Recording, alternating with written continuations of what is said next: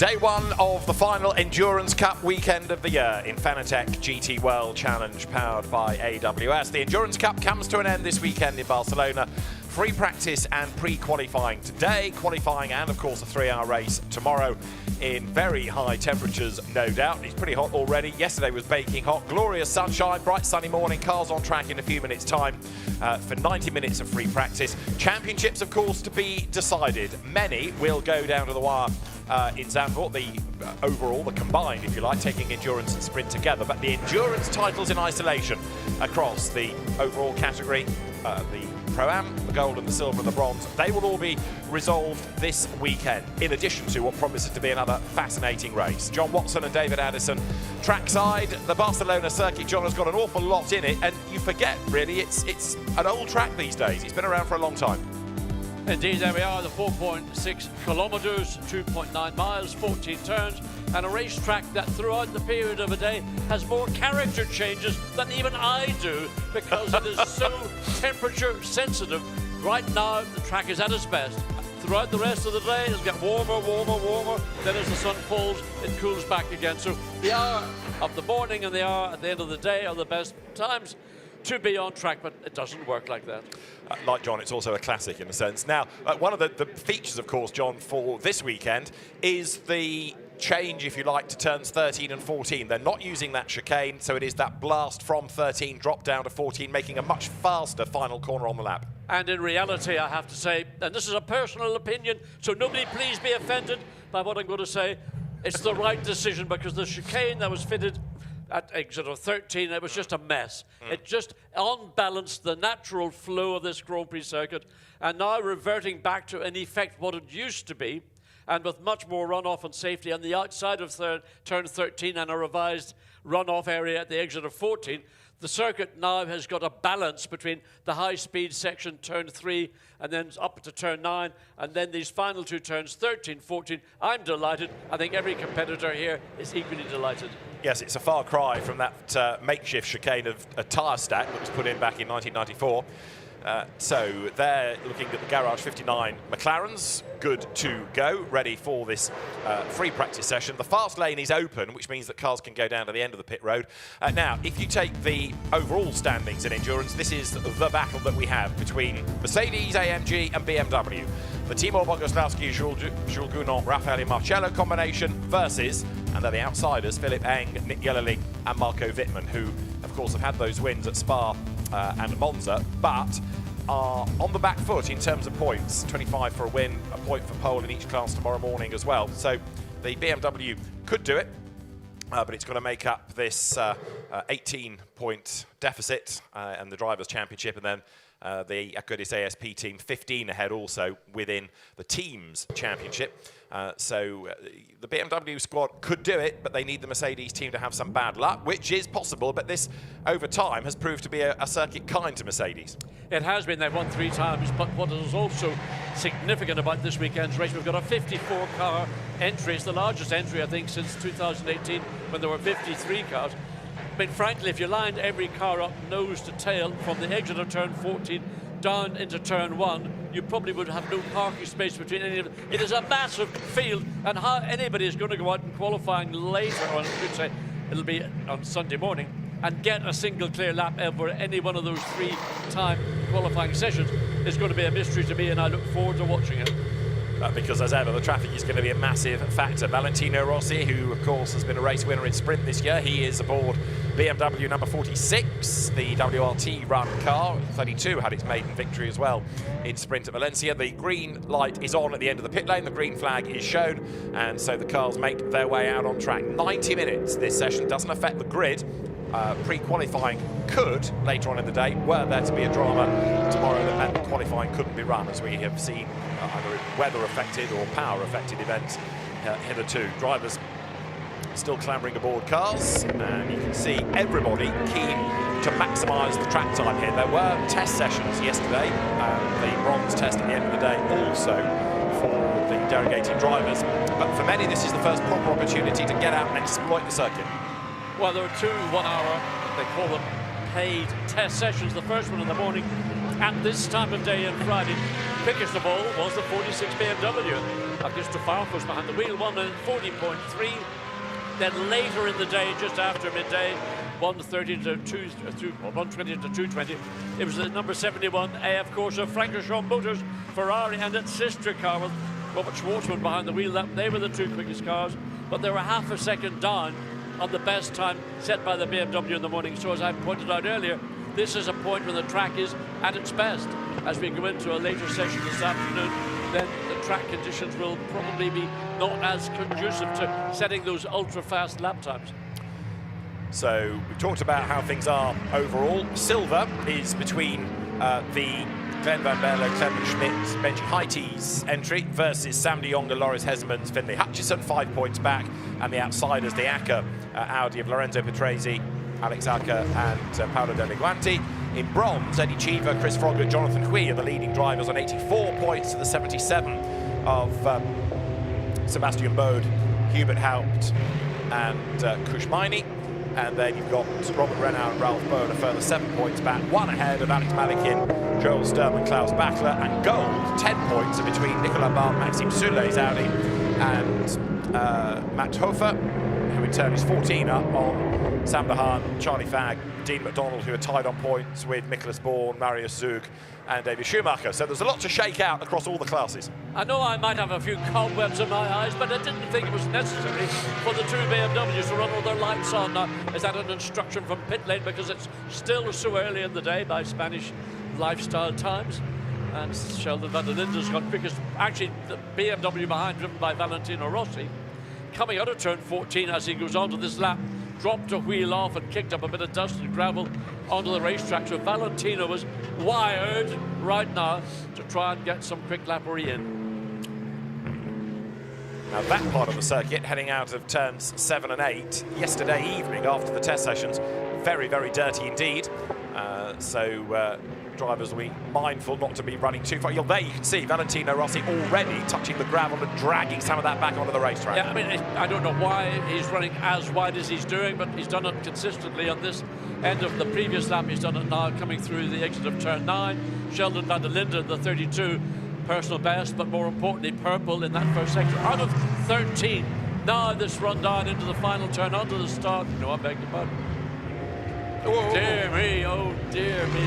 That was out of 12 into 13, now into turn 14. Yeah. A big adjustment from Sheldon van der Linden, nearly running in the back. So he'll go quickest overall to 144. Well, in fact, that's 141.8.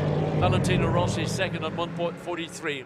But look at the track. There you go. That is an issue that's going to be all through this weekend, through every session and through qualifying, is tripping over cars that are preparing to go on to a flying lap. Yeah, he was absolutely on it. Others were building up. You saw the speed differential. Valentino Rossi went 4th fastest. Christopher Mies with the Audi 2nd at the moment, but all these times are to an extent irrelevant because A, so few times have been offered up, and B, it doesn't affect the grid anyway. It's of interest really to see what the pecking order is, but you don't know who's necessarily on what in terms of a tyre, a used or a new. Ben Green, the underrated Brit, who we don't see very much of in Pan-European Championship, but does a lot of racing in Germany. He was briefly fastest on a 1:44.7 in the Valkenhorst BMW. And now I think backing out of it, Sheldon van der Linden, so Valentino Rossi goes storming past. Antonio Fuoco's Ferrari is now quickest on a 1:41.5. This is Valentino. So on board with the winner, Mazzano, and going through, I think it might be through turn 9. There's a big load as it goes down the hill. How did I get that one right again? Down the hill into turn 10. Big break, overtaking opportunity, but one that we've seen in the past. And a load of understeer there for Valentino. He had to get out of the throttle and let that front catch before he could get back on it again. And you can see the time in that middle sector reflects what he had to do in turn 10. Now, Joel Sturm's Porsche has gone the fastest, 1:40.009, but as tyres come up to temperature and drivers push and get a bit more feel for the track, and it rubbers in for the morning, then those lap times are going to come down. As John's been saying, 54 cars in the entry. Not everybody has yet ventured out, pretty much everybody has. Valentino Rossi down to 18th currently, but it's more about getting a setup that he is happy with, giving him the mileage here as well. Maxime Martin and Augusto Farfus, the other two drivers of that car. Yeah, Joel Sturm and the Pure Racing Porsche has actually gone quicker on literally his second lap. That was his first flying lap than anybody did in the 2 sessions yesterday. So track conditions actually have improved over yesterday, and a part of that is the track itself needed to be cleaned up. The last time it was in use was about a fortnight ago, and of course it's a warm climate that gets a lot of dust just gravitating onto the circuit, so the track is cleaning up. But watch Antonio Fuoco, who was this car, one of the two, of course, Francorchamps Ferrari's well 8th right now, not relevant. So Joel Sturm's time is still unchallenged by 0.3 of a second from Nicholas Nielsen in the 51 Ferrari. And then Fabian Schiller in the 777 Mercedes finds up the third of the top three. Stewards are busy already. They're investigating the speed in the pit lane of number 2 of Andrzej Lewandowski, the very successful Lamborghini racer in the Get Speed Mercedes this weekend. He had maybe too much speed in the pit lane. This is Fuoco, who was the fastest, and another single-seater gun who, when he came into GT racing, was immediately a force to be reckoned with. And Fuoco looking good here, 9th fastest. Noticed his exit out of turn 3. We just got a glimpse of it. You need to be aware that if you run all 4 wheels over that white line, that demarcating line, your time will be disallowed. It'll be deleted from the timing and scoring. So I'm sure everybody is aware. The drivers have been briefed on track limits, and there are a number of corners here on the Circuit de Catalunya, the Barcelona circuit, that you can get all 4 wheels off the track, particularly here up at turn 9. And we've seen cars already kissing the gravel on the exit, which is about 6 feet off the actual demarcation line, so drivers be aware. And there are cameras at certain points. Turn 7 is a big drama, and also turn 13 is being looked at.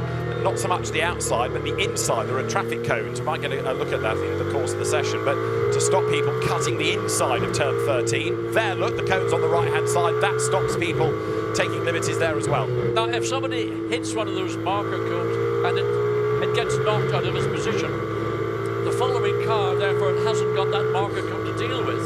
So how are they going to determine how much he might have used on the inside of the track if the marker cone's not there? Or is it going to be a sort of a judge's view from somewhere rather in a commentary booth, steward's room, or maybe a marshal on the racetrack? I did ask the question yesterday of the race director, and I asked what happens if the cones are moved, and the answer was, with a wry grin from Alain Adon, the cones will not move because nobody will hit them. And as I say, he grinned. So I don't think he's expecting them to be there for very long. I could make a lot of analogies, but I think it's too early in the morning for our audiences to have to deal with them. That's a relief. We'll see how long they survive. In a free practice session, they might have a longer shelf life than come qualifying. 1 or 2 pit stops are happening, cycling through. This is Clement Schmidt in number 85 Lamborghini, as you can see, the GRT Grasser Racing Team car. Now this, remember, is the one that leads the Silver Championship by just 5 points. And Clement Schmidt, who was a Porsche specialist initially, on the lights. Look at all the gravel again from cars further up the road being showered into the face of those behind. And again, there's just the proximity of one car to another. So if the car you're following goes a little bit wide, as you see there in the exit of turn 14, but stays off the gravel, well, look, just behind one of the 2 Get Speed Mercedes, the number 2, well and truly wide coming out of turn 14, and that just drags more rubbish onto the racetrack, and those that then are following and become the victim of it. And the car just looking up around the racetrack, up around turns 11 and 12, just somebody was going slowly. That was off camera, just caught it from the seating position in the commentary booth, looking out over the 3rd sector of this circuit. So Schmidt backing off on that lap. Joel Sturm's time is still the target, 3/10 quicker than anybody else. This lap that's just under 5 kilometres long. He's got some pretty steep sections, trust me. And Clement Schmidt, you can see then coming out of that long looping turn 3 into 4, drop down the hill. But is he going to go for another time, or is he going to bail at the end of the lap and cycle that car through? We've only had really the first 10 minutes or so of the session. And although people are running, whoops, very wide there. I was going to say we haven't had anybody in strife. Clement Schmidt, despite going relatively slowly, very nearly got himself in trouble there. Way up the curb, he did survive it. But Clement Schmidt with a bit of a save needed. Mirko Bortolotti now up to 2nd fastest. So we're now seeing a little bit of a change in the top 3. It's taken a number of laps since Joel Sturm achieved that wonderful lap. Let's look again and see. There's why Clement Schmidt got it wrong. He got a little bit too much curb coming into turns 7 and 8 and sort of threw the car off too much to the right. And then he has to compromise and cutting back aggressively to get the car back to be able to go through turn 8, and then that's the whole compromise is set in, so the exit of 8 is also going to be marginally slower. So watching the 85 Lamborghini come across start-finish line, and you can see there no improvements whatsoever in the lap times, and Charlie Fagg. The McLaren comes through. I saw one of Charlie Fagg's cars yesterday, and it wasn't at the racetrack. Okay. It's had a marvellous exhibition in a McLaren, the dealership in Barcelona, and there was a Charlie Fagg McLaren. I don't know, what's this doing here? But it was a GT4 one. Charlie was also one of the stars of the esports race last night. Sam DeHaan currently at the wheel though there, number 5. Good to have him on this grid. Having been racing in other GT championships over the course of the season.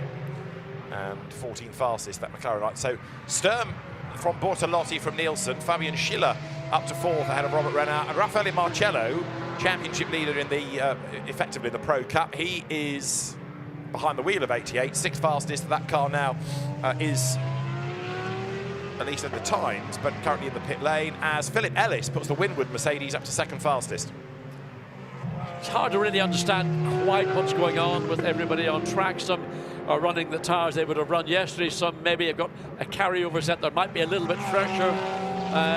Nobody has yet really challenged Joel Sturm. Philip Ellis is the nearest now. He's 0.2 of a second down on the time set, what 15 minutes nearly ago now, by the Porsche driver. Mirko Bortolotti has been demoted down to 3rd. And as you mentioned, Raffaele Marcello in 7th. So a lot of these times are ultimately not representative of the true pace of what we will see in qualifying. And I had a look through the entry list, 54 cars, and out of that 54, there were about 15, in my view, stood out as being serious potential race winners. 15, that's going to make qualifying even more challenging. Is it ever? Is it ever? Especially with the pressure on of a point for pole position. The greater importance perhaps of a quick time, not only for grid position, but also for an important championship point. Valentino Rossi notice has dropped to 41st, but again, WRT will be working through a programme. 99 Audi in the pit lane with, having brought the car in, Pietro Deliguanti, and there is the first drama of the day, and it is Clement Schmidt, who had a go at getting it wrong coming out of turn 7 and 8, a couple of laps back, and now he has got it wrong through turn 2 and into 3. We don't know what he did to get there, but I suspect he just maybe caught the curb, watch and see. Yeah, he got. Well, the cars looked a little bit leery. Yeah.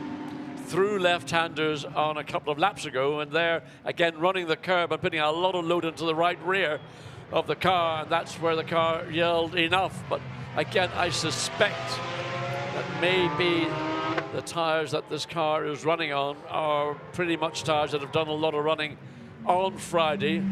Just looking to see where that car is overall in the standings. So anyway, somewhere in the middle of that pack. In fact, it's down to 37th, so it is a quick time. So is one of the Iron Dames about to take over. Of course, Iron Dames or Iron Links these days, a Lamborghini squad, having been Ferrari last year. And it is going to be Sarah Bovey who will get on board that car.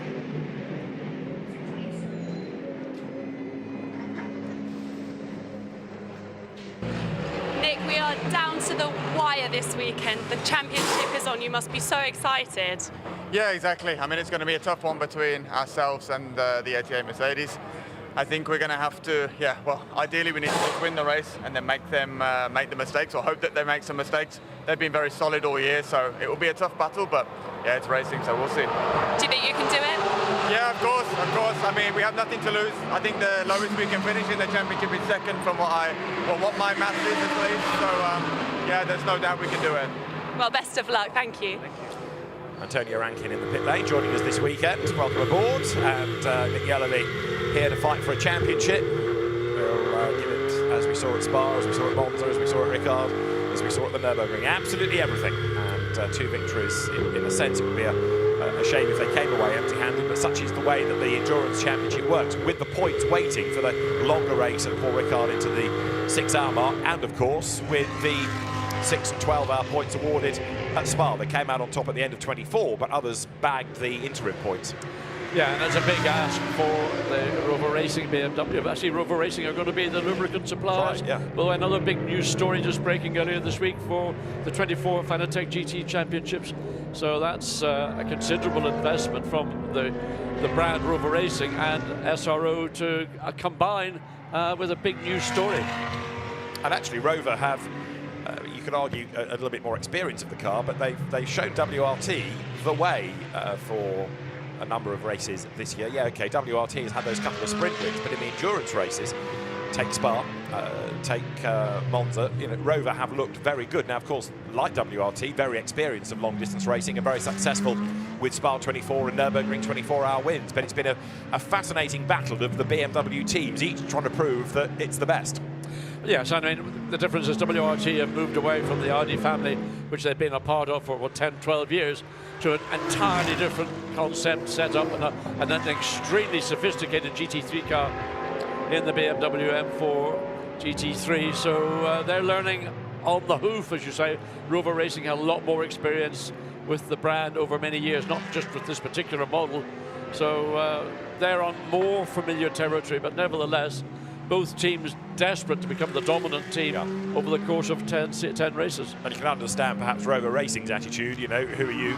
Johnny come lately to the BMW ranks, we'll show you. So it's this fascinating battle between the two teams. Right, this is Marco Wittmann that you're looking at the wheel of number 98 BMW. Fighting for the championship when we get to the race tomorrow. 11th fastest the car was, and as he breaks the beam, he's now down to 12 because we've just had Dylan Pereira go up to second, so Wittmann doesn't improve, and in the overall order actually drops down. Doesn't mean that he's gone any slower, it means that others have gone quicker and elbowed him back. Super slow-mo shot, look at that, over the curve. Does he skim the gravel? Not quite, but you see what load goes through the car. Yeah, I mean, that turn 7 is not a difficult corner, but there's a pinch point just at the exit where you then have to make a commitment to turn back to the right, as we look at Jules Gounod behind the wheel of the 88 Mercedes, the car that Raffaele Marcello started, going through turn 3. So using the headlights to warn those ahead. I'm coming on a flying lap, but only, well, he's fractionally down on at the best overall in sector 1. So Gounod is traveling, and he wants to get through the traffic as quickly as possible. Car looking a bit nervous under braking there, wasn't it? You could see it moving slightly as he hit the pedal and now gets up the inside. The traffic lets him go, that's all good. He's not any faster in the first sector, but he's building up. Yeah, he's certainly in the zone, put it that way. I would expect if it can continue this pace for the remainder of the lap up to turn 9. Don't let it run too wide. Very good exit. Carried the speed, didn't scrub it off. So down the hill, Sven Muller, by the way, just in the 54 Porsche, set overall fastest sector time on this lap. So keep an eye on the 54 Porsche as well as this 88 Mercedes AMG GT3. And also Antonio Fuoco had done the absolute best in the first sector before. As you identified, Sven Muller went even faster. Gounod has done a personal best for the car, at least, within the middle sector. This is 14, the last corner on the lap, as he comes out of the right-hander looking quick. And now this Mercedes-friendly pit straight is the best part of a kilometre long as he blasts now down towards turn 1, and he goes second fastest, 1 minute 40.064, 55 shy of number 911's time set by Joel Sturm. So Gounod is up into second fastest now. And you could see the body language of the 88 Mercedes. It was what I would say tracking through each corner. Other cars we've seen, and they've been on older rubber, no doubt, much more sort of scrub through a corner. The car would scrub speed off through the corner. Gounod is carrying speed through the corner. Fuoco improved up to third, and Sven Muller in the Porsche improved to fourth. And Dean McDonald in the McLaren number 5, he is now 11th quickest. As you look at number 12 Audi turning through. So the ComTU car is Sam de Jonge. He's on an outlap, but the next one is going to be building up to a time, no doubt. So right now it's Porsche, Mercedes, Ferrari, Porsche, Audi, Mercedes, Lamborghini, Ferrari, Mercedes, Porsche within the top 10. The best McLaren is to be found 11th. So the Audi at Donja comes across start-finish line. Currently it is 41st, and no change as it comes across start-finish line. So again, just continue the job. The last lap, well, that was an out lap, was 9 minutes 20. So he's now on this beginning of a flying lap. So we'll see whether he can improve, and I've no doubt he should improve, because they come to team have had a very successful debut season. So all 54 cars have been out within the session. And Sam de Jonge for Comtu turns then up now from turn 3. This Audi, as we say, really yet to do a proper time, shared with Loris Hezemans, Finlay Hutchison, the other 2 drivers, but Sam de Jonge doing the early session driving duties. Looking at timing and scoring, I would say we're now beginning to see what I would call the big boys, the pro drivers, suddenly a change in lap times. The top 4 cars from the Porsche 911, which was the time set earlier, down to Sven Muller in the second of the Porsches, but a different team, 0.117 of a second. 4 cars covered by a tenth and a bit of a second. And how many within 1 full second? The answer is the top 20, covered by 0.976. So on a, 4.6 kilometre long circuit, that illustrates how the balanced performance is good, and so effectively does it work. Lots of track limit warnings, the majority at turn 13, John. Well, that's the revised part of the racetrack. Drivers are getting used to it. But they have to be aware, running too wide will ultimately see you getting penalised. So how's there any changes still? Well, in fact, they've dropped a position, believe it or not, because they didn't go any quicker, but others around. In fact, Eddie Cheever Jr., Eddie Cheever III, or however he's described, is one of the 3. Eddie Cheever Jr., or Eddie Cheever III. Jr., I think, was actually Eddie Cheever III's dad. Yes, I think that's Eddie right. Cheever raced in my era, and he was Eddie Cheever Jr. I think we'll just go with Eddie Cheever the next. It's a lot easier. Yes, well, Eddie Cheever, the current generation of Eddie Cheever. The top speed is currently set at 275 kilometres an hour by the BMWs. Sheldon van der Linde, then Valentino Rossi, tying with another WRT BMW of Callum Williams, then another BMW, Philippe Eng in the Rover car, and Arthur Rougier in 888 Audi, the CSA racing car. He is the 5th bravest in terms of an absolute top speed. Mario Zug in his Mercedes down in, well, he was at 21st, so Dan Harper is in 20th now in his BMW. So BMWs, which were dominant in the opening literally seconds, and now the best placed BMW is actually Marcus Wickman in 15th position. And whereabouts is the 46, because it dropped away considerably. Looking to see where that car is and who's behind the wheel. I'm still hunting as well. It's 27th. Maxime Martin is behind the wheel of that 46 BMW. Again, kicking up the dust out of. Wow, that was a big kick up of dust through exit of turn 5 into the curve of, which is not really a corner, turn 6, but it's called turn 6 anyway. That Audi was Ricardo Feller, by the way. You saw Marius Zug back off at the end of the previous lap, going for clear track space, trying to therefore time it so that he gets a clear lap, or the bulk of a clear lap, before catching any traffic. Ralph Aron, the Estonian driver, he has brought his Mercedes up to 21st, but not that many improvements for the moment. We've got a pit lane speed offence report for number 90, which is the Mad Panda Mercedes, and we've got a car in the gravel, and that, I fear, is going to be a stoppage, isn't it? Yes, 24, it is. That's the Alex Fontana, Ivan Jacome, Nicky Leutwiler car. Yes, red flag comes out, the clock will carry on ticking, and that is Nicky Leutwiler at the wheel of the Porsche, and that's at 13, no, 12, top of the hill anyway, and he's put him in the gravel by the look of it, quite spectacularly. Oh yeah, big time. I mean, that's went a long way. Yeah. But again, it's a quick part of the circuit now, so buried well and truly up to the axles. The gravel has done the job it's there to do, and the car arrested very quickly by the gravel. So it's on the exit of turn 13, and the red flag shown, so that means that the session is stopped, but the clock keeps on ticking because it's free practice. But it's interesting, that incident started actually at the exit of 12 and continued down a relatively short straight, and the car finally came to a stop in the gravel at turn 13. So there is the recovery vehicle very quickly on circuit. Hopefully it will not drag half the gravel bed out with the Porsche and then dump it on the racetrack, but we have to wait and see which direction that car will be pulled from the gravel trap. So the red flags fly, And 64 minutes and counting of this free practice period still to run.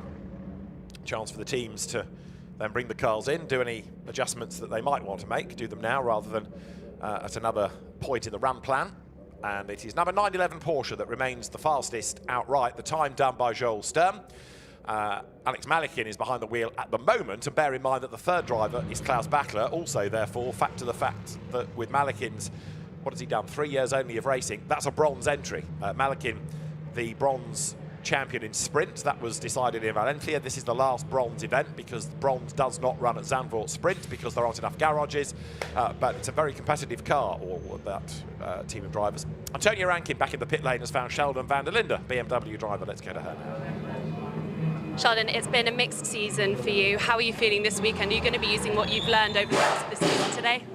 Yeah, definitely. I mean, obviously, it's been a while since I was last in the car. I think my last race was Nürburgring, so 2 or 3 months ago. Just trying to get into the rhythm of things again with the team. Haven't seen them in a while. Obviously, these guys are doing sprint as well, Dries and Charles. I'm just like the kind of third fiddle here for the endurance races, so it's always nice to drive with them. It's obviously a lot of fun with these two guys. I know them for 2 or 3 years already, so the bond is obviously growing closer as well. And we seem to be struggling a bit today for some reason, so we got some work to do on the car. But generally, I'm feeling good at this track. I love a good Barcelona. It's a nice way to end the season here in endurance, and it's always good to see the sun out as well. Absolutely. Well, best of luck this weekend. Go well. Thank you. Yeah, Sheldon van der Linde with a limited season in that car. Of course, busy in DTM and other championships. Right, Nicky Leutwiler's Porsche undamaged. He's out of the gravel. It'll drop a little bit on the road, but of course he only has to really nip across the road and he's at pit in. Yes, but he will be pitting because I suspect that the 4 tyres on the Porsche, watching the spin with the brakes on, will be so well flat spotted they'll be almost impossible to rebalance, so that's a disappointment for the team. The 24 Porsche will have to go back. That's Car Collection Motorsport, and I suspect, as I say, that set of tyres will be there we go, he's just pulled straight across the racetrack. There's the gravel, he's shaking it out of the car, doing a good job in doing it on a part of the racetrack which is not actually racetrack, it's an area where other activities take place. But look at the amount of gravel still coming out of the car as he now begins the process of entering into the pit lane. So he did a good job at burying the car and still trying to shake it out of the car as best he possibly can. Well, it'll be a quick restart now because the fast lane is open and as soon really as marshals are out of a danger zone in that gravel trap, then the session can go back live. It's often the phrase used by Alain Ardon, the race director, restart on short notice. So instead of a long countdown, he'll just throw a green flag and get everybody back out as soon as he can. So there you go, green light on at the end of the pit lane. So we're back in business, having lost probably only about 3 or 4 minutes. Yeah, so we've got now 61 minutes of this 90-minute session remaining, and again you get this sort of mad charge out of the pit lane as everybody feels it is essential not to lose any seconds, let alone minutes. But of course when you come out in a big bunch of cars like this, it takes a couple of laps for everybody to find their own natural sort of GPS on the racetrack. 38 Ferrari down the pit lane. That's the ST Racing with Ronaldi car of Isaac Tutumlo Lopez, Samantha Tan and Lorcan Hannafin, that you tend to associate more with Porsches from Carrera Cup GB, from Carrera Cup Germany, in which he's been very successful, both championships. And good to see Lorcan coming into Fanatec GT, very rapid driver indeed. Yes, and Noah's dad. Well, we have an IRDC lunch in the RAC club in Pall Mall in London. Very, very nice. IRDC, for those that aren't familiar, is Irish Racing Drivers Club. But we do admit guests from time to time. Like Northern Irish? Well, no, across the board. As in rugby, we all play as a nation. Oh, I see. In motor racing, we all drive as a nation, David. Right. You know, keep politics on a motorsport. Number treble 7, Mauro Engel, you just saw going back on track in the Mercedes that he has with Luca Stolz and Fabian Schiller. Fantastic shot looking down from the drone. Let's just have a look at the circuit here, John. It looks a lot flatter thanks to this than it is in real life, but it does give you an idea of what the circuit contains. Yes, I mean, entering three is a very long, almost 180-degree corner, and you're actually climbing, but a gradual climb all the way through, then a big break into turn 4, and most drivers hand in the early part, hug the curve, then release the car on the exit, then the sprint down. And this is turn 4. It's maybe the most awkward corner of all on the Barcelona circuit now. Then exit that, then down through this curve 5 and 6. Then here's where we've seen a number of drivers getting into problem. The entry into 7, they tend to overrun the exit, then try to cut back aggressively for 8. Again, the most incline on the circuit is up from 8 into 9. 9 is a real big corner. I mean, anybody who's on it will know that turn 9 is the biggest challenge basically on the circuit. Then again, downhill all the way into the braking zone into turn 10. A couple of years, 3 years ago, there was another revision to that part of the racetrack, but that's now established. And so again, it's an improvement of the former incarnation. Then up into turns 10 and 11. It's a question of more haste, less speed through here. And then we're coming down into this final revised part of the circuit, and the run down into, and it's just hidden by the trees, back onto pit straight, turn 14. Turn 14 is a great corner. Yeah. And I mean, it's a corner where if you've got grip, you can really, really make use of that additional grip to give you a punch out of turn 14 to conclude your flying lap. So that lap from Mario Engel was a out lap, a start-up lap if you like. The next one is the one to watch. Jordan Pepper, Marco Bortolotti, Andrea Caldarelli's Lamborghini gets set to go. That's the Iron Lynx car. And did you notice, David, that Jordan Pepper's been nominated for membership to the BRDC? Indeed. And I'm sure it will fly through without any question, hesitation, shadow or doubt. Rightly too. As a Commonwealth driver, absolutely. The South African, Maxime Soule, the Belgian driver, running a little bit wide in the Audi. And coming up towards turn 4. Davide Rigon has taken over Ferrari number 71. Christian Engelhardt's taken over Porsche number 54. So that red flag gave us a few driver swaps. Nicky Leutwiler's Porsche staying in the pit lane for now after its gravelly moment. That's penultimate in the times. The one that was slowest was the dynamic Porsche of Philipp Zager, but that's now been given over to Ben Barker, and it should fly. I would like to think so, as will Klaus Bachler in the 911 Porsche, who's taken over, having now cycled through 2 of their drivers. Klaus Bachler is behind the wheel. So in fact, Sector 1, that car has done its personal best. So it hasn't taken Klaus Bachler too many laps to get onto the pace. No, that's very true, as there is Maxime Soule. 39th is that car. It's good to have Maxime back. We sort of lost him for a season or 2, but the Belgian driver, a victim of Bentley's programme stopping effectively, but it's good to have him back and reminding people how rapid he is. Well, I tell you, when he was in a Bentley, he was one of the stars to my view, and certainly as a race driver, when he was in a race, that's when he, to me, really, really shone brightly. So he's had a return running in an Audi, different configuration, but the skill and the quality of the driver unchanged. Blast over the line, goes down now towards turn 1 and onto a proper flying lap this time. Gounon has just pitted. Caldarelli in 63 is getting ready to go. That's Arjun Maini who goes through in the Haupt Mercedes number 79. And remember that is here also fighting for honours in bronze. Arjun Maini, Sebastian Bode, and Hubert Haupt, who is reclassified. He's an FIA silver, but he's reclassified as a bronze for Fanatec GT purposes, so this car can compete within the Bronze Cup. So Arjun Maini is at the wheel. Who else is looking quick? Not that many improvements in sectors at the pointy end, although Ben Barker has just leapt up 14 places, a little bit lower down, and Dennis Lind also in the Barwell Lamborghini 78, the car that he shares with Adam Ballon and Rob Collard. He's improved that. That car's going to have a grid drop, isn't it, because of Rob Collard hitting 3 behavioural warning points. So when we get to qualifying tomorrow, whatever it does, it's +5. Yeah, I mean, Dennis Lind in that car is, we've always singled out Dennis Lind as being one of our, not one of our memes or favourites, but he's always exciting. Yeah. And certainly in running yesterday, I spoke to Rob Collard, and he said at that stage he was struggling in a way to get to feel and find the rhythm of this circuit. And Dennis Lind was, what, 4 seconds at that point, a lap quicker than Rob Collard, which is not what one would expect, maybe a second or maybe a little over that, but not 4 seconds.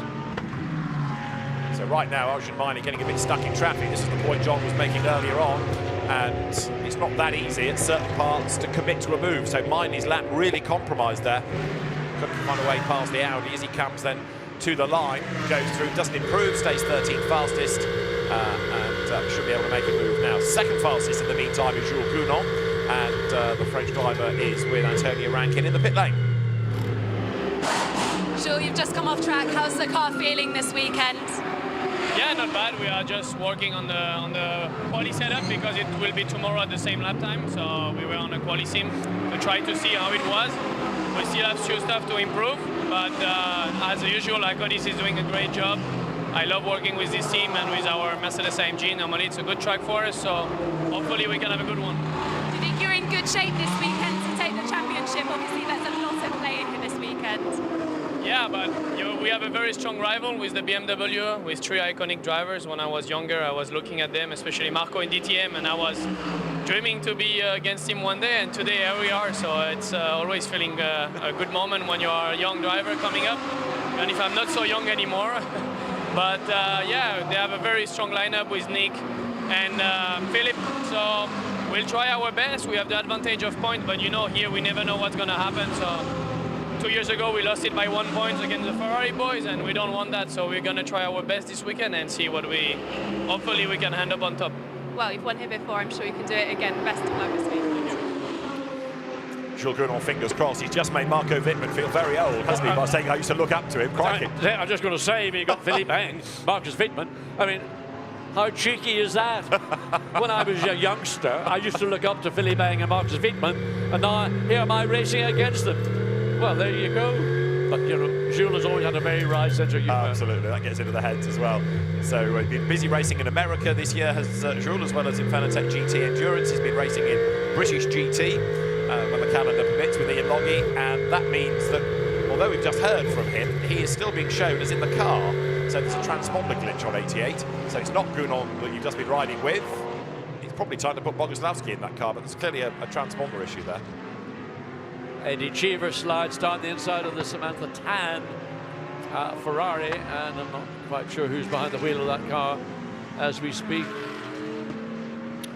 It is Samantha Tan, yeah, actually. Yes. I had a The feeling car it has was dropped to start to 25th, actually behind the 53 Ferrari, which is, just check that and see that it is, yes, Manuel Franco behind the wheel of that car.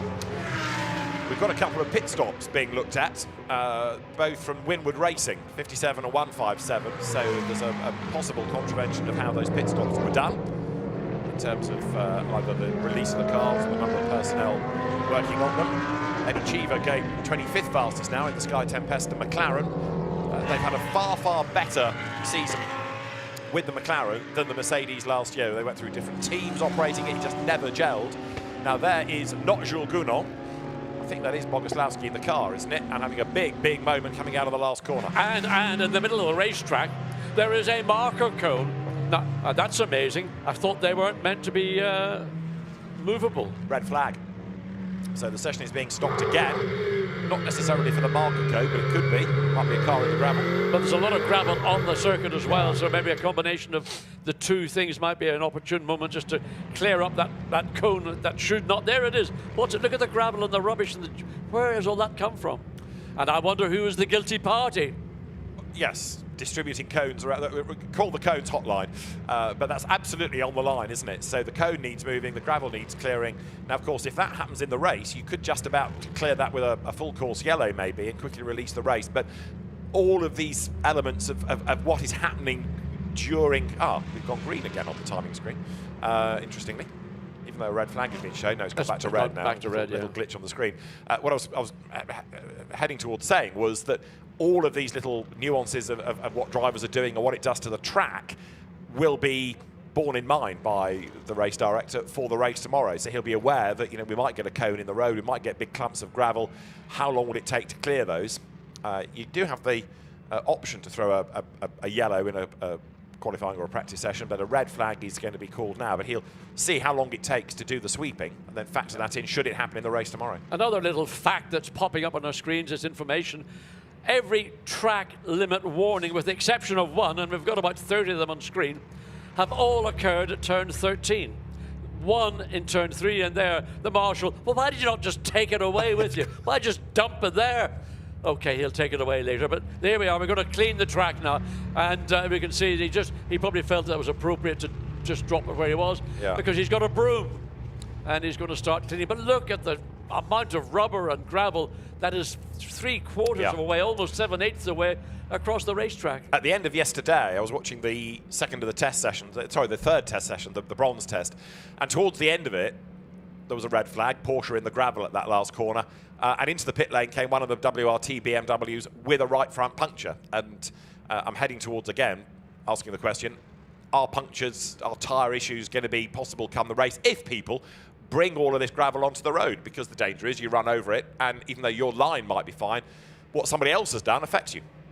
I think in a short answer, yes, you're right. And I think it will be a factor that everybody is going to be aware of, but you may be the unfortunate one that comes around a corner after someone has gone wide, deposited a load of gravel on the track, and there may be one pebble or bit of gravel, whichever way you wish to describe it, that's got your name on it. Yeah. That's all it takes.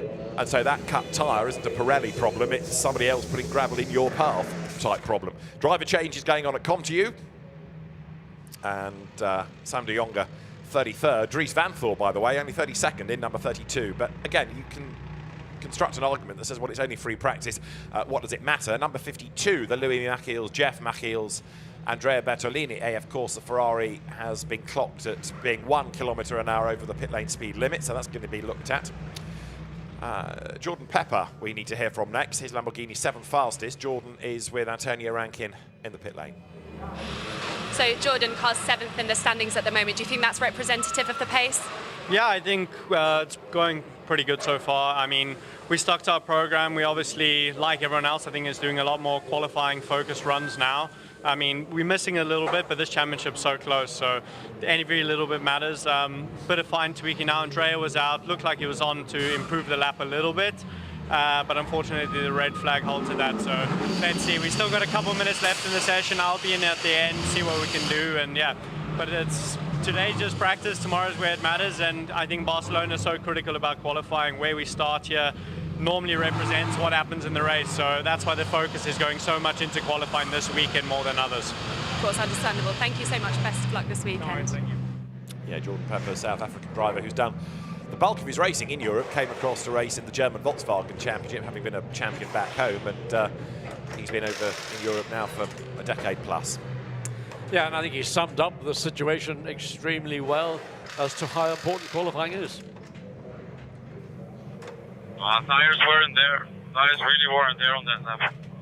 So, I was too gentle. I was searching for the spot, so on the out lap. But for short tires I mean, maybe we should go out on a bit higher pressure. I don't know. Car is still like quite tricky. Just feels a bit loose still on the rear, so, and even traction-wise, not great, not for a new tire. So, yeah, let's check that.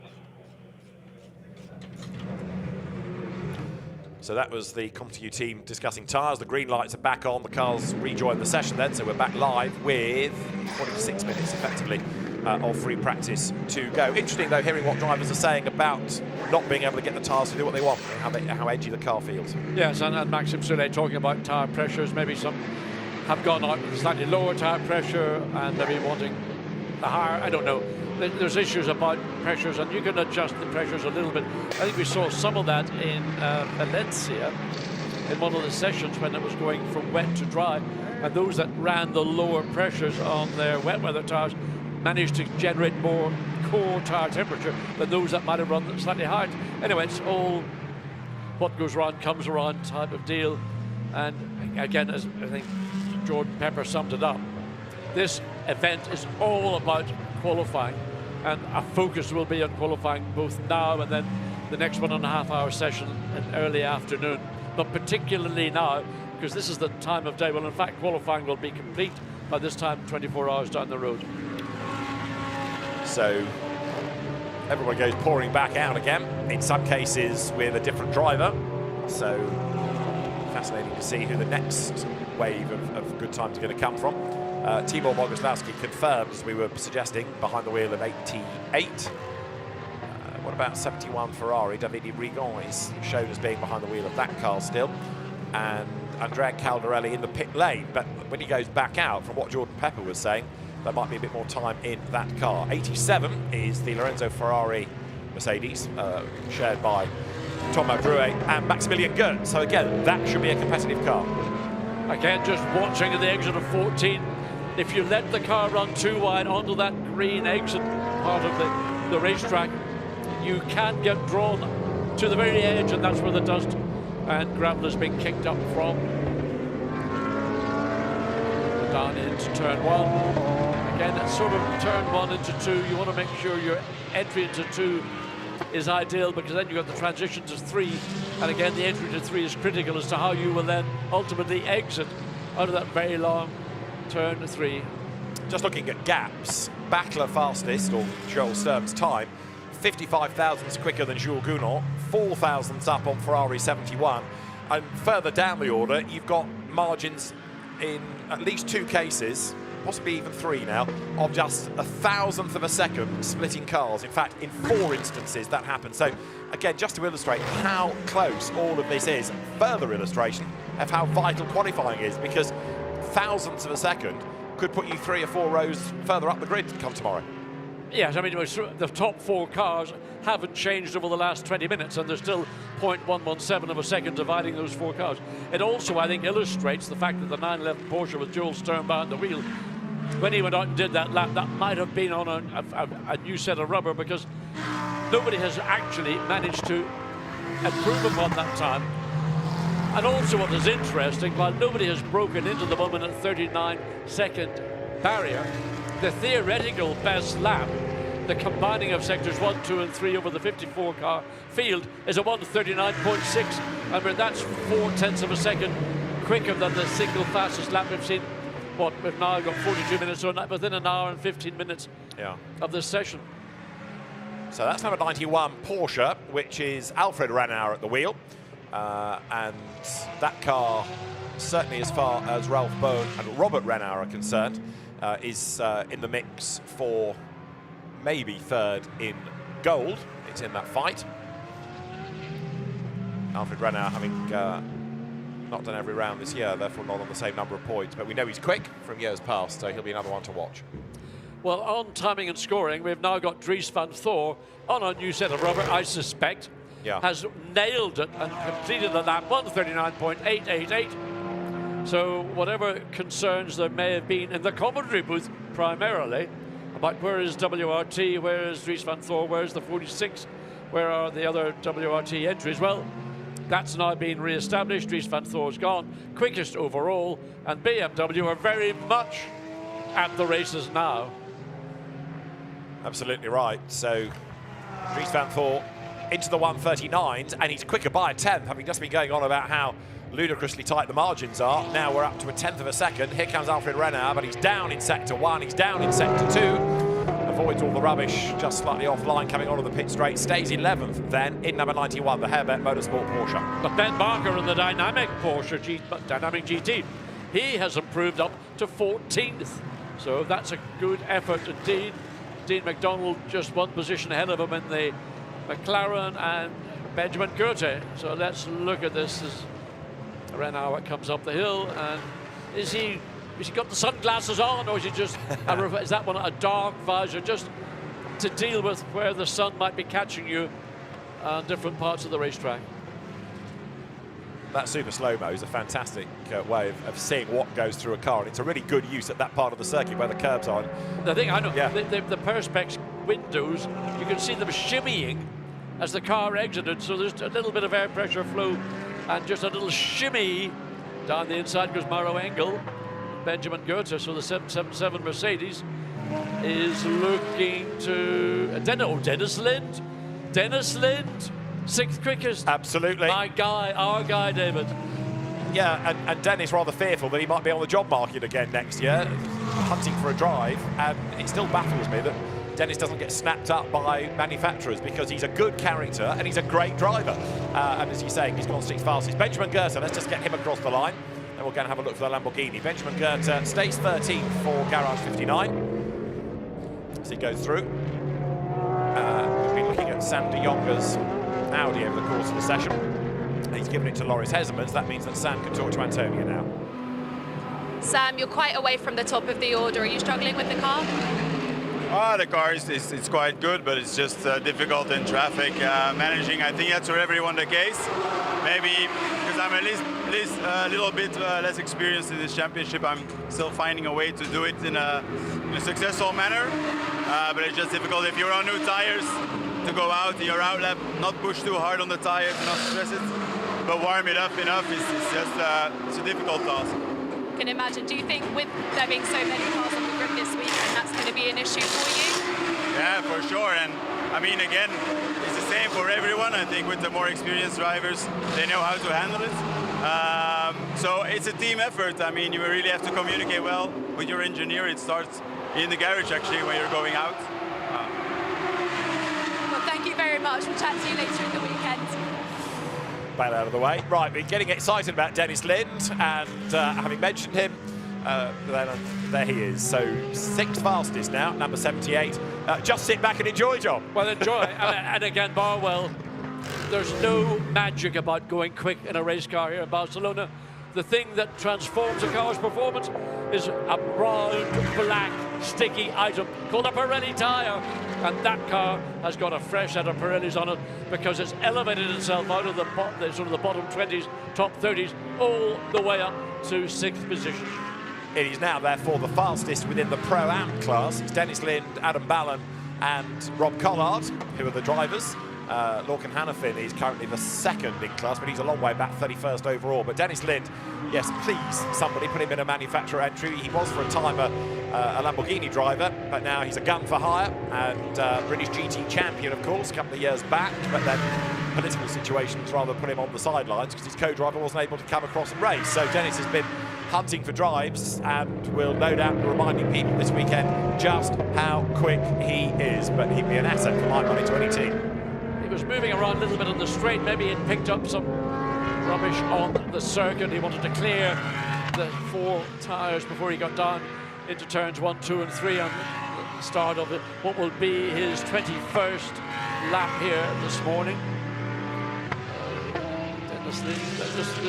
Currently, we're not seeing any improvements as we speak at 9:53 in the morning, but that doesn't mean it's not going to change because we've got 36 minutes yet to go. And whether other teams are going to opt, well, Maxime Soule, having said that, in the 21 Come To You Audi has found some pace and he's elevated himself up to 30th, and I think that probably could be improved upon significantly. Yeah, we do sort of tend to assume, of course, in these sessions that everybody is doing the same thing, but you could have some cars light on fuel, others a bit heavier, some on new tires, some on old, some working to a qualifying strategy, some on a race simulation. So it's very hard to know exactly who is doing what and what comparisons to draw. But in isolation, looking at where cars are and what lap times they're doing, 22nd here is Patrick Niederhauser in that almost anonymous Audi. The amount of sponsors or stickers on the side, minimal, so it does look rather lost at times. Well, I think it looks actually very pure. Yeah. Because little more is coming into the pits, little more than the numbers on the side of the car on the nose. There's one, it's a fuel lubricant sponsor on the door, but in some cars, Ricardo, actually I was talking about Ricardo yesterday and I said, the difference between Ricardo and me is I'm gone grey and Ricardo's still quite a dark. Well, I think he must be using a different shampoo now because he's as grey as me. And as youthful as you, yes. Interesting, of course, he very much went the single-seater route, but Lorenzo, his son, has been a GT campaigner from a very early age, seeing the opportunities available to a young driver in sports car racing now. Right, what have we got left? 35 minutes are on the clock. Maxime Soule up to 30th last time. Number 19 there is the Iron Lynx Leonardo Pulcini, Michele Beretta, Pierre-Louis Chauvet Lamborghini. Chauvet at the wheel of it. We've seen him in GT4. We've seen him in Lamborghini Super Trofeo. But that could be another car to keep an eye on with the other 2 drivers more experienced, getting a good lap time out of it. Yeah, presently 23rd quickest, so in the middle of the pack, and of course, as we see at every event, when the middle of the pack combines going into the opening corners, And then, oh, is that a big, oh, that could have been a big accident. The car hit the gravel on the outside, ended a right tank slapper, and luckily the final move took it away from the barrier on the outside of turn 9. That could have been a massive incident. Watch it again, coming up the hill, runs wide, and watch where the car snaps a real motorcycle tank slapper. There he goes, wow, comes back, but fortunately it made its way back onto the track, probably more to do with the trajectory of the car than maybe Chauvet himself behind the wheel. But that would have put his heart in his mouth, and my heart was in my mouth too. But there's an example of what we touched on earlier. You can be driving your lap, your race, somebody else has a moment, all of a sudden you're faced with running over gravel. Absolutely, and turn 9 is not somewhere you want to run over gravel. It is. Oh, but that's the problem here. Oh, just we can slow lap out, so. Yeah, I think Arnold. Yeah, just staying off the lap racing line. And there's damage, yes, damage at the rear of the car. Small amount. Is that a rear tire gone down? And that's why he went off at turn 9. Now, did he catch the gravel from Chauvet's Lamborghini, maybe. or was that a totally separate moment? Interesting 2 moments within the space of 30 seconds up at turn 9. Flashing the lights from the traffic to say, mind out. And Arnold Robin brings the car into the pit lane ahead of the Iron Dames. I think we put Rahel Fry into that car at the last pit stop. Number 24 is back out again. Ivan Jacoma has taken over from Nicky Leutwiler. That was the one that caused a red flag earlier on, but the Porsche has been dug out, as we saw, and the Car Collection Motorsport entry, of course, for a while, Car Collection was a Audi team, but now back with Porsches, and that car is another that runs within the Pro-Am category, back on track now. So the top 6 has remained static since Dennis Lynn elevated himself up into that position, what, about 10 minutes ago now, and there was a flurry of cars doing suddenly lap times out of context with where they had been all the way through this 1.5 hour session. So waiting to see with what now 32 minutes remaining, is anybody going to bolt on a set of tires? To me, it's a little bit late, because if we were now 24 hours down the road, coming up to 10 o'clock, qualifying will be concluded. And well, look at that rubber at the exit of turn 9, and gravel as well. Yeah. And you can see, oh dear. And this is only in the space of 62 minutes of a practice session. Just imagine what it's going to be like over 3 hours of racing, given that it's a different way of driving, isn't it? And the cars will be in a different sort of pack structure come the race, rather than looking for clear track space for a time and a lap. You know, they'll be racing in a pack, they'll be battling for position, they'll be being driven in a different way. Yes, this car 54 is the 54th car of a 54-car entry. I didn't say it's the slowest. I said it's the 54th of the 54th. Can't criticise a driver, you know. Very politically adroit of you. Even Jacoma is, of course, building up, having lost a chunk of time in the pits with the car having been off the road. They lost over 10 minutes while they de-gravelled it, so equally somebody has to be at the foot of the times, and a Pro-Am entry perhaps is the more obvious one. 55 Porsche, we had Ben Barker in it, and now that has gone to Marius Nacken, I think. Yes, and it's 15th quickest. Oh well, we've got 31 minutes to go, and it's almost like coming to the end of term in your schoolboy days. How do you feel the next 30 minutes? Well, you can recycle your drivers, you can do a lot of things, in fact, but probably, I suspect we're not going to see any significant changes, certainly not in the top 6, but I'm prepared to be proven wrong on that one. So Marius Nacken for Dynamic GT pressing on. Now, number 46 BMW. Who did you put in that last, John? The Rossi BM. We haven't seen Augusto Farfus so far this morning, but he is now in the 46. Right. But that car is down in 36th position. And the reason I ask is because it's on its final warning for track limit offences, as is the Charlie Fagg, Sam DeHaan, Dean McDonald, McLaren final warning for track limit offences. Well, I wonder which of the 3 drivers in the 46 could stand up and say, "Not guilty, my lad. It wasn't me. It was the car." Well, I seem to the car, not the driver. Yeah. Or the road narrowed. I seem to remember Valentino was a little bit exploratory at the start of the session. You're walking on eggshells there, David. Well, the evidence was there, we saw it, but you know, the driver, in a sense, this is the time to find out where the limit is, isn't it? Because you're not losing anything by this. If you lose a lap time in qualifying, lose in incur a penalty and a pit stop in the race, yes, that has an impact. But in free practice, to get a finger wag, to be brought into the pit lane for a telling off, you're not losing that much. Well, I would go as far as saying, well, everybody was on track for 2 single 1-hour sessions on Friday. How much time do you need to learn track limits? There is a difference. And no. The difference is thus that because they are test sessions, they are not having the track limits policed in the same way that this is, which is part of the race meeting. Okay, so you're saying is drivers potentially abused track limits yesterday, yes, but there's no notification. Correct. You are a cynic. No, because it was being, well, maybe I am, but having been into race control, those test sessions were being operated by the Barcelona circuit staff as a test session, not by the race director. This is the race director. He is now imposing his regulation on them. This is where the drivers are learning. That's why I say there's a difference. You're entirely correct. But it is part of the makeup of the weekend and all these little nuances that maybe people from the outside. The reason I said what I said is because if you want to learn a racetrack, the time you learn it is when you're doing these paid sessions or prepaid sessions. And now you're at the races, seriously at the races. The BMW is at the 98 car running very wide, coming out of turn. Yes, it was. And catches the curb on the inside likewise. So Nick Yellowlead using every, well, I'm going to say inch, let's be modern and say centimetre. Oh, here we are. Get that drone out. Let's have it again. Wonderful shots from the drone. Right, let's go chasing. Here, this is down to turn 4. Into 5.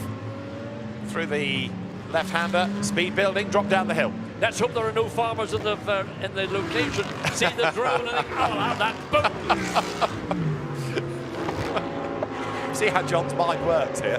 Some people get excited about the view from the circuit. John thinks about it being shot down. Nick Yellowlead at the curb and in the gravel. Every corner, Nick Yellowlead's been dropping a wheel off at the exit or catching a wheel on the inside of the apex. So there is nothing is left on the plate for Nick Yellowlead in the 98 BMW, who's trying to find pace. But again, it's all down to the rubber he's running. You can see the times in the first 2 sectors down 3/10, 1.1 in this middle sector. So a lot of work to be done. But I suspect we'll get into qualifying. The 19th position this car currently holds will be probably in the top 10. Nick Yellowlead 19th in the times at the moment, trying to work his way through the traffic, and the Rover Racing squad looking on in the far background. Dan Harper, Marco Wittmann nearer to us, all of them looking slightly nervous, and then finding themselves on screen as well. Dan Harper, third last night, category winner in the esports race that was won by Callum Williams, the gold driver, who also won gold in the championship for WRT. Dan Harper, of course, with a British GT championship to go and win later this month, potentially. Tibor Boguslavski, currently third fastest in traffic. So, again, through turn 13, and he ran wide on one of the occasions we saw him recently out of turn 14, this time much more in control and gets a better exit out of turn 14. But does the Mercedes have enough straight line performance to dive down into turn 1 and get alongside? He's certainly on the headlights, but doesn't seem to have the pace. And the ground has not been conceded. He'll be disappointed because this is another lap now where he is in traffic and he's not been able to make his way through, and probably won't be able to make his way through until he comes up to turn 4, which is the corner following the one we're in now.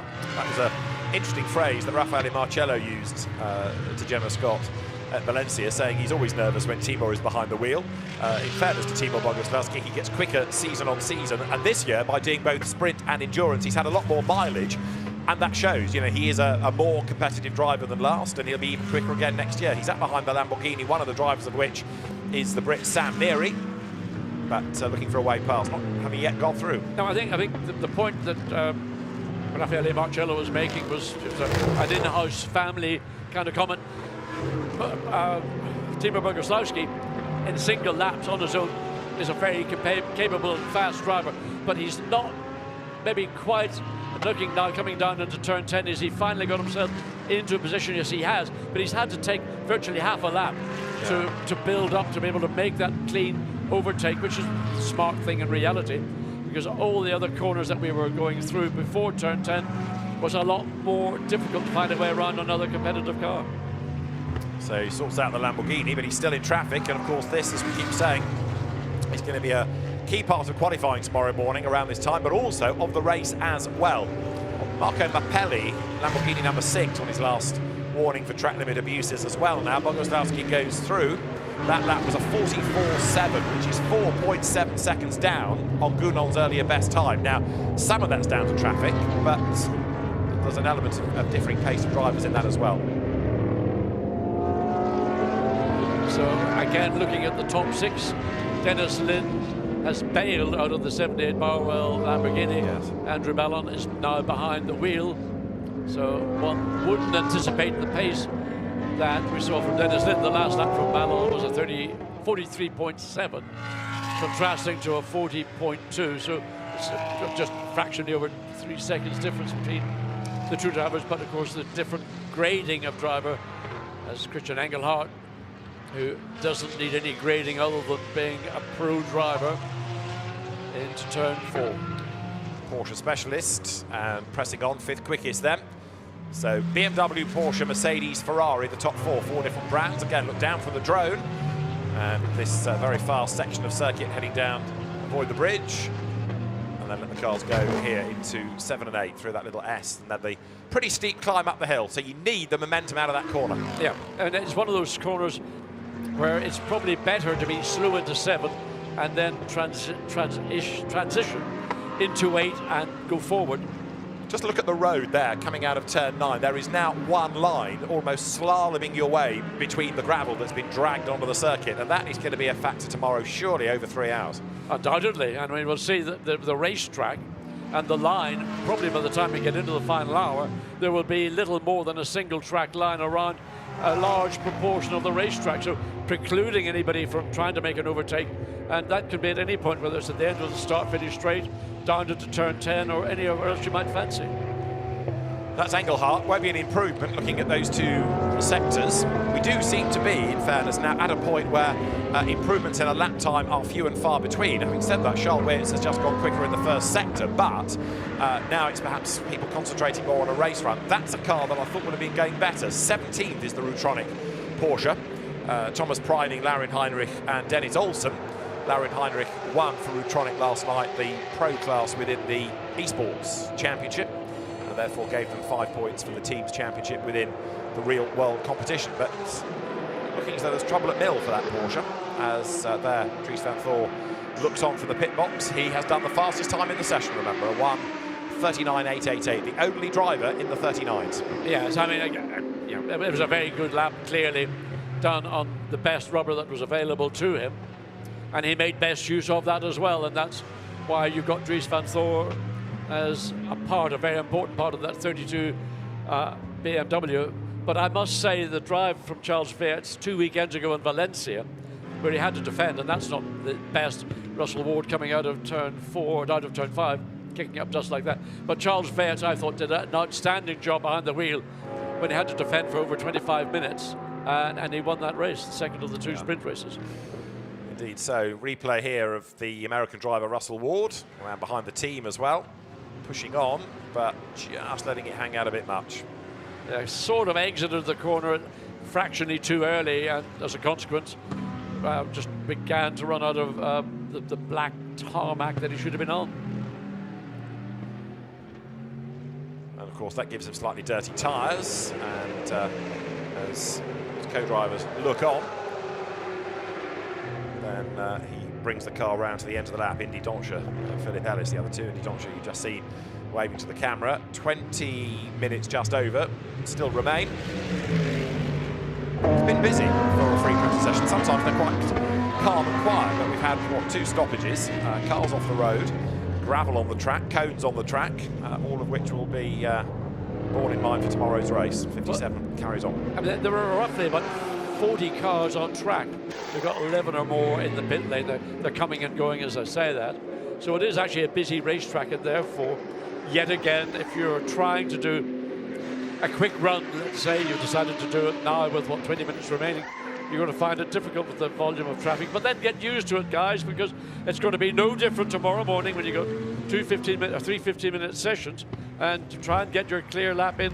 Some drivers always manage it, some never will manage it. The Winward Mercedes, we were looking at a moment ago, if you cast your mind back 20 minutes or so, I did mention that they were being investigated for their pit stops. It was all to do with them using fuel churns in the pit lane. They have to either use the fuel rig or push the car into the garage to use the churns, and they use the churns on the pit lane. So they've had some money taken off them. The stewards have pointed out the error of their ways, and their wallets now are feeling it accordingly. I thought fuel churns had been consigned to history. I haven't seen a fuel churn at a racetrack.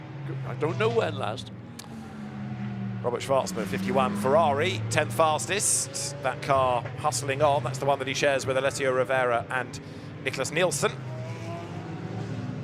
Another dark horse for a win tomorrow. I think John was saying at the start of the day he'd identified 15 potential race-winning combinations, and you might, if you cast an eye through the entry, come up with even more. But it is absolutely wide open, and it illustrates the quality of driver in the entry, doesn't it? Oh, I mean, it's just, I mean, you think about Spa-Francorchamps, we've had even larger entries, but that's an entirely different event, 24 hours, a bigger circuit. But 54 cars here in Barcelona is truly stellar. And the only, obviously, questions will be when you have your mandatory pit stops after the first hour and the second hour, are you going to have good relations with your neighbours? Or are you not going to cut that tree down because it's my tree and I'm not going to cut it down? In other words, are you going to cooperate with your neighbours on either side? Because the pit lane will be very, very tight indeed if a bulk of the cars come in at the same time. Ferrari pits, and 18 minutes are on the clock. See there the AF Corsa squad at pit in. First garage goes to scrutineering, but the first team garage is AF Corsa's. Nicholas Bourne for Winward has gone up to 21st. Chris Froggatt now behind the wheel of the Sky Tempesta McLaren. Busy season for them with a British GT campaign as well. And looking back from the McLaren, Chris Froggatt presses on. Currently 29th in the times. So a nice view from the rear of the McLaren. And just looking at if there is any flexibility of that rear wing, it looks pretty stout to me. We're not seeing the kind of flexy wings that we're more familiar with in other disciplines in motorsport. So out through turns 7 and 8 up the hill into turn 9. Hold on to it, Chris Froggatt. Watch the gravel on the outside, runs as wide as he possibly can within track limits. Then hard on the brakes down into turn 10. Rattles over the curb, sets it up now as he heads through that double apex left, then turn right again, loop round at the top of the hill. And more traffic up the road, another big gravel bed, arms outstretched, welcoming him in, but Chris Froggatt avoids that, gets the line for 13, and now heads into the final corner on the lap, heading up towards the timing line on this lap.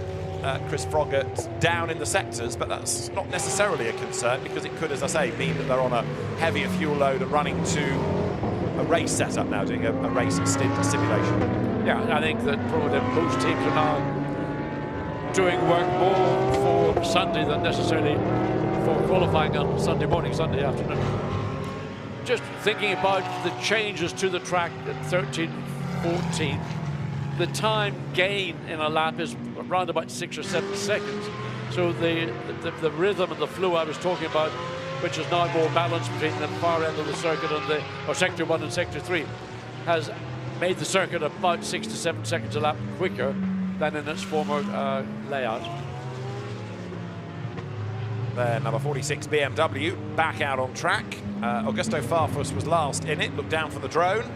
Augusto Farfus still in the car, but only 37th. But again, it is only free practice. Read into that what you wish. Yes, I mean, I think when you see tomorrow, that'll be a different story. You might be a different story this afternoon, but I don't know the benefit of running in a qualifying 10 minutes stop configuration. and go to car 56. Track limits infringement. Stop and go 10 minutes to car 56. Now the voice you just heard is that of Alain Adon, who is the race director. He discusses car 56, Tenat Setter Interior Tool, Daniele Diamato and Yacht Rapange. It's their Porsche that is being given a 10-minute stop and go for persistent track limit offences. So you have a final warning, you keep going over the track limits, and then the penalty comes. So a 10-minute stop and go is awarded. Yeah, but Augusto Farfus came round behind the Ferrari, which just kicked up a little bit of gravel almost right into the face of the 46 BMW. Again, one of the areas where you are just going to have to be on your toes to be aware that everybody and anybody who's ahead of you could be inhibiting your progress. So there is Farfus. We've got Jordan Pepper up to 7th. Farfus through traffic. But that BMW, again, it does rather depend what tyres it's on, what the fuel load is. It doesn't seem to have come alive like others have. That said, just think about this. The best BMW, yeah, it's the quickest car in the session, so it's tempting to say the BMs are having a good morning. But the second best BMW is only 19th. I think the 46 we saw Valentino Rossi go out in that car from the minute the track went green. I suspect that that was on the best of the rubber being made available. Maxime Martin, the co-driver in that 46 BMW, looks on, being pensive about it, wondering where are we, what are we doing? And Augusto Farfus sliding around as he comes through turn 8, and then watching the rest of the field make their way from that higher position again up the hill. The McLaren, Sam Dahan, running in 14th position. That's a good run. That's the second quickest of McLaren's. The quickest is the 159, Nicolas Schergar behind the wheel. So 2 McLarens in the top 15. So Sam Dahan, that we've seen in Endurance Cup, but also in International GT Open this year, former British GT regular. He's the man behind the wheel of the Optimum McLaren at the moment, with just 12 minutes and 56 seconds on the clock. And he's coming up to more traffic as well, but quite a wave of pit stops coming now. Maybe to do a dummy qualifying effort right in the final few minutes, or to cycle through to another driver, or both. Dahan doesn't improve. It's another car running to pace. One out way wide in the background, which I think was number 40 Audi. It certainly had a Tempo look to it, didn't it? As Mathieu Drudy, it was him, goes through and goes quicker and goes 24th. Again, a car that in anybody's natural thinking would be in the top 10. Matteo Drudy, Riccardo Feller, and at this time Dennis Marshall is the third driver in that car. All outstanding Audi drivers, and right now that car out of position, as in the case of everybody around him.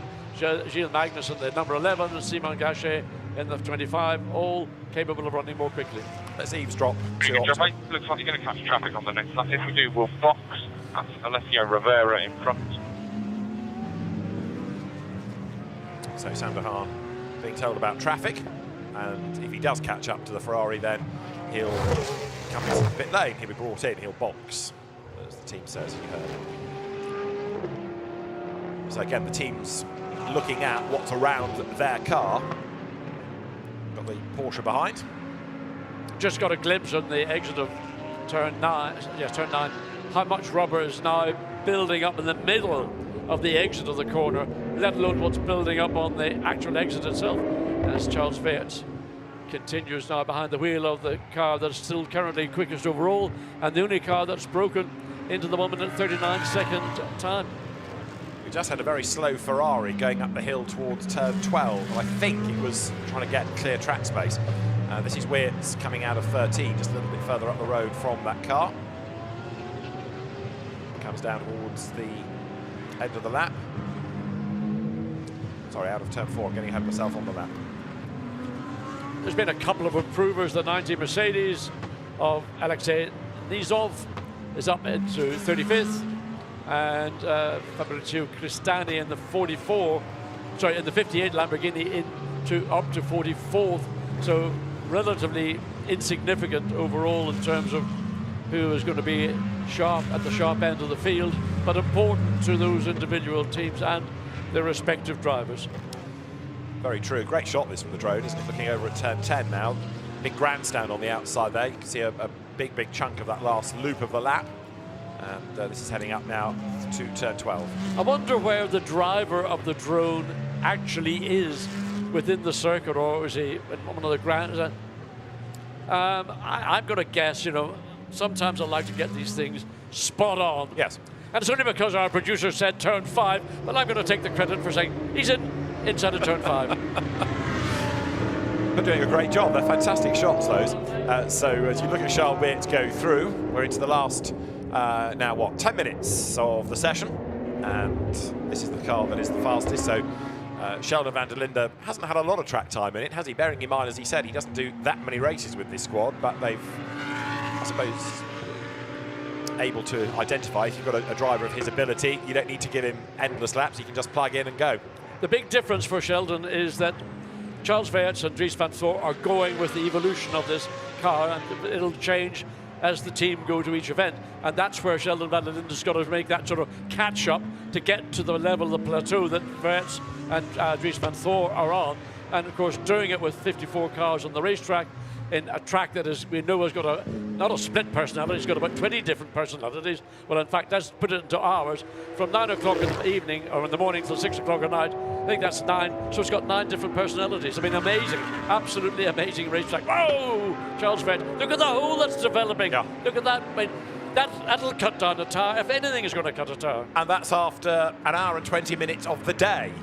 You know, there's a lot more track activity to come. Teams in the subsequent sessions, McLaren Trophy, GT4, they're all asking now, are you going to sweep the circuit? Because it's already in a pretty messy state because of the liberties that are being taken. And yeah, I'm still convinced that we're going to have tyre dramas over a 3-hour race. Weerts backs out of it. Does he coming in at 14? No, the Lamborghini slightly tricking the situation by diving to the pit lane. Nicolas Schergar has also, while we were watching this BMW, and there's the body language of the BMW coming through turns 7 and 8, Schergar has gone up to 11th in the Garage 159 McLaren, so he's gained, what, a couple of 3 places in the process, so that's something that will give them, because again, doing it as we come up to 10:22 in the morning, it's just under 8 minutes of the session remaining.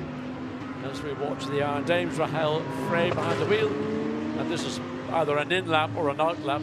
Certainly that's not the natural pace of either the car or the driver. Does look good though, the pink Lamborghini, the Iron Dames colours, and as I made the point earlier, moving from Ferrari to Lamborghini to also run the hypercar programme, as well as cars within Super Trofeo and GT3 racing. So now I think Rahel Frey is getting on a flying lap, so we'll keep an eye on this Iron Dames entry and see what is achievable. Currently 37th of a 50-car field, best lap 141.230. Last lap was, as I mentioned, an out lap 2 minutes 53. So now she's got black a clear flag lap. to car 58, track limits infringement. Black flag to car 58. Track 58 is the Gerhard Verraza, Sam Neri, Fabrizio Crestani Lamborghini that's also now being black flagged. It's probably going to be the end of its session. Yeah, it's 42nd overall right now. You can see dust being kicked up on the exit of turn 4, so a lot of drivers are slipping and sliding their way around with only just 6.5 minutes of the session remaining, and that's just where we are. Use the tyres you've got, because certainly you're not going to have brand new tyres for every lap of every hour of every 3-hour events, and there is a significant change in the tyre personality from the beginning of a new tyre to the end of a 1-hour stint. And 6 minutes of this session remain. Replay on that super slow-mo of the Audi here coming up through turns 7 and 8. And keep an eye, does something drop from the car? He rides the curb, and yes, little aero spat gets shot off, bounces off the bodywork. Just looking at the amount of deflection riding those curbs, that right rear tyre, it was almost being compressed by about half the depth of the sidewall. Alexandre Cunha, the man at the wheel of it, but losing one of those little aero spats. 91 Porsche is Ralph Bone at the wheel, and he's absolutely stuck in traffic, isn't he? Cars 4 and aft here. Then he's been backed up. The BMW is basically backing the Porsche up, so it gets a clear run. So currently that is in 48th position. Yes, that's a Bouchard, the 35 BMW. So unfortunately, if you catch somebody who's preparing to do a lap and you're stuck, you can do nothing much really about it. So it remains BMW, Porsche, Mercedes, Ferrari, the top 4. But again, it's going to be perhaps a different story when we get to qualifying. Ralph Bone we've been looking at. He is in the championship, currently 3rd in bronze. 7 points back from the Haupt Mercedes, and he's about to try and wriggle his way through the traffic. Ralph Byrne is an absolute Porsche specialist. He's a good amp and has been racing in Carrera Cup Germany and then in GT races, whether it's with SRO or others, for quite a few seasons now, so he knows all about these cars, and again, year on year, gets faster and faster. Yes, and the BMW Anders Bouchard let the Porsche go, and the Lamborghini saw that opportunity and snuck up the inside. So they're continuing on their program, and the BMW will have lost time on this flying lap.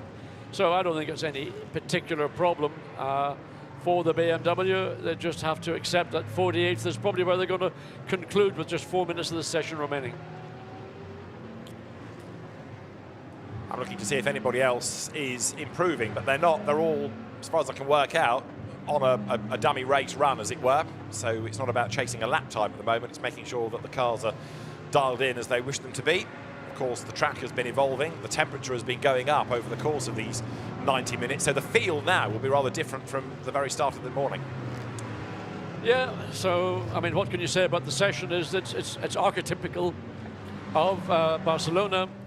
And we've got some cars that are well and truly out of position, others more or less where you would anticipate. But when you have the shuffle tomorrow morning with 3 qualifying sessions, well, that's, you know, throw a pack of cards up in the air. I think, are there 54 cards in a pack of cards? Oh, that's a good question. I think there are. And there are 54 cards. So if you want to make the analogy, throw the cards up on the air and see where they fall. And that's probably where we're going to be in qualifying tomorrow. You can carry on that by telling me who the jokers in the pack might be. In other words, those that might spring a surprise. I'm one. I'm one. Modestly stated. We're looking at Cedric Strazioli at the moment in number 53 Ferrari. There it is, 32nd in the times. And the AF Corsa car shared by Lilou Wadou and Manuel Franco. So that car mid-pack for the moment. The one that's slowest, actually, is a BMW, which is a surprise, especially as it's a WRT car. And it is, yes, a Krone at the wheel of it, but number 31, the Krone Lewis Proctor Tim Whale BMW, has spent quite a lot of the last portion of the session in the pit lane. He's done 32 laps, which is okay compared to some. But I just really, you don't expect a WRT car to be at the very back, do you? Well, it would not be part of the script one would anticipate, but we don't know what their issues are. Maybe there are no issues. Maybe they're just conserving everything for when it really matters. And what they will have done with that 31 BMW is just cycle through all 3 drivers, Jesse Krone, Lewis Proctor, Tim Whale back behind the wheel. And so, okay, we're 54th and 54. So what? Yeah. Unless there is an issue which we are not aware of, and maybe we'll find out later when the session's finished. So 53 Ferrari carries on, and in super slow-mo, another look at what's going on a bit wide there coming out of 7. Yeah, I mean, Head well for the and curb. truly, I mean, completely off the line that you would ideally want. And again, look at the way the tyres are being compressed over those. Look at that rear tyre. I mean, it's almost half the depth of the sidewall is being squeezed. Now, there's the result. There's the result of what happens when you get wrong in the entry into 7. Looks great in the slow-mo, and the slow-mo really exposes all those little, maybe errors or mistakes a driver might make, and you're banged to rights with that slow-mo camera. True enough. Down the pit lane cameras, Russell Ward, and that's probably the end of this session. We've been to the last minute now, so the clock ticks on down, but the car probably won't go back out again. So at the end of the session, Charles Weertz, Dries van Voort, Sheldon van der Linden's BMW the fastest. Practice pit stop going on there. That is Timo Bogoslawski handing the car over. New tyres go on. Windscreen cleared, as it would be pretty much each of the 2-hour pit stops in the race. So going through the process, Jules Grunor handing over, and therefore the team doing that practice pit stop, fuel, tyres, driver, and clean the screen, ready to the race situation, throw the car back into battle. So we're now 10 seconds to the end of the session. Back to Aishan Gavin behind the wheel of the 54 Porsche. Again, another star from Valencia a couple of weeks ago, backs out of it immediately, but will he get across start-finish line before the checkered flag is out? No. The answer is no, and he's probably going to drive into the pit lane. Go into the pit lane. Exactly. You see, they do listen. Winwood, we've had the team fined for the use of fuel churns in the pit lane. They've now been clocked again at being over the speed limit in the pit lane. And the flag is out, as you see. So the session's at an end. Charles Weerts goes through. Doesn't go any quicker on that lap, but the car remaining the fastest. So BMW tops the times. Dries van Thor, the only driver into the 1 minute 39s in that session. But the ante will be turned up a little bit more when you get to pre-qualifying, which were situations to change tomorrow could count for the grid if we couldn't run qualifying or run all of qualifying. But it's unlikely. But of course, qualifying itself will be tomorrow morning. Drivers bailing from cars in the pit lane. Heinz Guven steps from the Dynamique Porsche. Others up to take the flag, including number 911. A perfect number for a 911. And Klaus Bachler, who's the man at the wheel of it right now. Very experienced, very successful Porsche racer over the last few years. Again, from, like many, the one make series to endurance racing. And Bachler up towards the line. He's not going to improve on this lap, but the car is second, 0.121 of a second away from Weerts.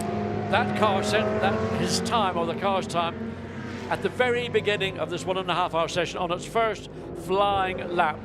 And it has been unchallenged, with the exception of the 32 BMW. Charles Weerts, actually it was Dries van Thor who set the time. I mean, that's pretty unusual to see a lap set on your first flying lap and then 90 minutes later only improved upon by one car. Says that to me is, that's the story of where we are here this weekend. So there is Klaus Bachler heading back into the pit lane. Dries van Thor, though, is the fastest man in the session. Let's hear from the star of the session. He is with Antonio Rankin. Dries, top of the timings in this session, must be looking good for the weekend then. Yeah, it's a good start to the weekend, of course. Always we're much more happy to start a weekend off like this. It doesn't say a lot. I mean, it only counts tomorrow, but yeah, like I said, it's a good start to the weekend. Okay, so are you feeling confident in the car? Is it feeling good around the track? Are there any areas? I know turn 13 is quite tricky for track limits. No, at the moment, I mean, it's for sure we still have some areas to improve, like everyone. Yeah, we just keep grinding and we keep working to get it better. For sure, the track limiting is actually quite okay. I mean, it's only the last few corners and some other big areas, but those are, let's say, the most difficult ones. But at the moment, they go well. So let's see. Brilliant, thank you. Best of luck this weekend. Thank you very much. Thank you. Dries van Thor out of the championship situation, but could be a race winner, and that could affect the championship situation by taking points off those that are fighting for it. They wouldn't take win points, they'd have to be fighting for the points for the lower places. So that car could be instrumental. Whether there's any suggestion that WRT might help Rover, who knows? Took the very thought out of my mouth. Well, we shall see, we shall see. WRT has that legend, we are a team, but let's see how they work as a brand. So fastest then is the number 32 BMW. And the margin 0.121 of a second over Porsche and then Mercedes third. So the Dries van Thor time, the 1 minute 39.888 that stands as the best lap of the session, looking down over the circuit, and the BMW, the quicker car by 1/10 of a second, so Dries van Thor faster than Joel Sturm, who actually did the time early on in number 911 when it was nice and cool. Jules Gounon third fastest from Antonio Fuoco, then Christian Engelhardt from Dennis Lind in sixth in that Pro-Am Lamborghini, illustrating his pace should anybody need reminding. Jordan Pepper seventh ahead of Dylan Pereira, and then Philip Ellis with Alessio Rivera in 10th. The fastest in the classes, well, overall, of course, 32 BMW, 911 the best bronze, so that was Joel Sturm. The best Pro-Am, Dennis Lind. The best of the cars within gold was the Winwood number 57 Mercedes, and the best of those in silver. It takes a little bit more finding, but it's going to be 53, the Cedric Sprazzioli Ferrari that he shares with Manuel Franco and Lulu Wado down in 32nd. Quick look at the highlights then of that session, which began with the 54 cars all lined up, ready to find clear track space and head out on circuit. headed initially by number 85, the Ben Van Berlo, Clement Schmidt, Benji Heites Lamborghini. McLaren represented, Sky Tempesta bronze entry going well, and an early red flag was caused when Nicky Leutwiler blocked the Porsche in the gravel at 13. And the session got back underway. Number 98, Marco Wittmann hustling on, of course one of the drivers eager to try to take the championship this weekend against this car, the Bruno Marcello Bogoslawski Mercedes from Acrodis ASP. Second fastest was Joel Sturm in the 911 Porsche, but fastest was Dries Van Thor. And pre-qualifying will be coming up later on in the day. Join us for that. Bye for now.